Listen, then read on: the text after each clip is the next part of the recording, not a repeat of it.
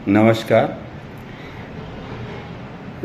जीवन में बहुत से ऐसे लोग आपको मिले होंगे जो जीवन के उनके कर्म क्षेत्र में, चाहे जो भी क्षेत्र रहा हो, चाहे वो एजुकेशन का हो, सर्विस का हो या अपना सेल्फ बिजनेस हो, उसमें बहुत ज़्यादा सक्सेस उन्होंने हासिल की। तो उनमें कुछ विशिष्ट गुण पाए गए। मैंने अपने जीवन में रह करके उन लोगों को देखा है, उन लोगों को, मेरे साथ जो लोग सफल हुए हैं उनके अंदर मैंने ऑब्जर्व किया है, मैंने महसूस किया है कि हमसे और उनमें कौन से गुण थे जो भिन्न थे, जो इतनी सफलता प्राप्त किए। तो सबसे पहले आप ये समझिए कि उनकी लैंग्वेज जो है बड़ी ही स्किल्ड थी। वो लैंग्वेज, उनका बोलने का ढंग, उनका धारा प्रवाह, उनके सोचने का ढंग, और वो जो कुछ भी बात करते थे तथ्यों पर, प्रामाणिक, और मतलब वो अपने टारगेट से रिलेटेड ही बात करते थे। उनका हमेशा जो है क्या होता था कि उनके आंखों में हमेशा एक ललक रहती थी। उनकी बोली, उनका तर्क प्रामाणिक होता था, तथ्यों पर आधारित होता था। उनकी भाषा जो है बड़ी ही स्किल्ड होती थी। दूसरा पॉइंट कि उनके अंदर ये देखने को मिला कि जब आंखों में अरमान लिया, मंजिल को अपना मान लिया, मुश्किल क्या आसान किया, जब ठान लिया तो ठान लिया कि अगर सफल होना है तो सफल होना है।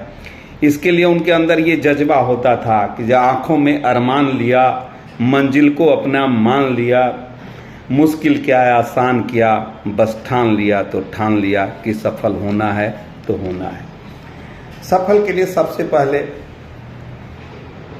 कंटिन्यूअस, जिस काम को आप कर रहे हैं, जिसमें सफलता प्राप्त करना है, तो कंटिन्यूअस उस वर्क को जो है, कंटिन्यूअस उस वर्क को करना, time to time, per day कितना उसमें टाइम देना, आपकी जो थॉट्स जो है उस वर्क के प्रति पॉजिटिविटी हो, डिसिप्लिन आपकी वर्किंग में हो, आपका सफलता के लिए गोल जो है, चौथा जो है एकदम क्लियर हो, पांचवा उनका कनेक्शन, उस फील्ड में जो विशेषज्ञ हैं उनसे कनेक्टिविटी बना रहे, उनका कनेक्शन रहे, आप मैक्सिमम अपना टाइम सेविंग करें और उसको जो है वर्कपुट पर लगाएं। उनका जो है हमेशा वर्किंग टाइम में उनका टारगेट पर ही फोकस होता था, इंडोरेंसमेंट होता था। वो कभी घबराते नहीं थे, उनके अंदर कार्य की पेशेंस थी। जब अगर काम किसी तरह से विपरीत परिस्थितियों में जाने लगता था तो उसके अंदर पेशेंस था, सेक्रीफाइस था, डेडिकेशन था, अपने लक्ष्य पर हमेशा वो ध्यान केंद्रित रखे। उनके अंदर इंटीग्रिटी थी, रिस्क टेकिंग फैक्टर था, परसिस्टेंस था, और उनके अंदर पेशेंस था। तो जा करके उनके अंदर, और ये सारों के लिए उनके अंदर विनम्रता थी। हर आदमी से जिससे काम लेना है उसे वो, और उनके देखिएगा वो हर आदमी भगवान से प्रेयर करता था, आध्यात्मिक से भी जुड़ा, बहुत सफलता प्राप्त किया।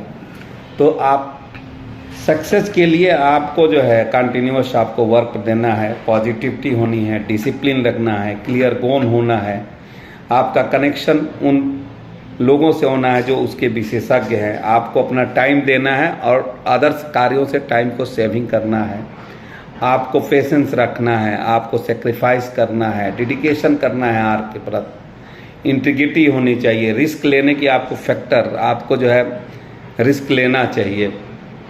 असूलों पर जो आँच आए तो टकराना जरूरी है, जो जिंदा हो तो जिंदा नज़र आना जरूरी है, तभी आप सफल हो सकते हैं। और इसके लिए रहीम का एक दोहा याद होता है कि रहीमन ओछे नरम सो, बैर भली न प्रीत, काटे चाटे स्वान के, दुख भा विपरीत।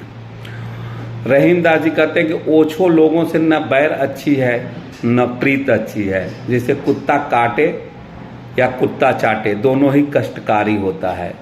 तो इसलिए आप उन लोगों से, जो ओछे किस्म के लोग हैं, उनसे न दोस्ती कीजिए और न उनसे बैर, दोनों ही कष्टकारी है।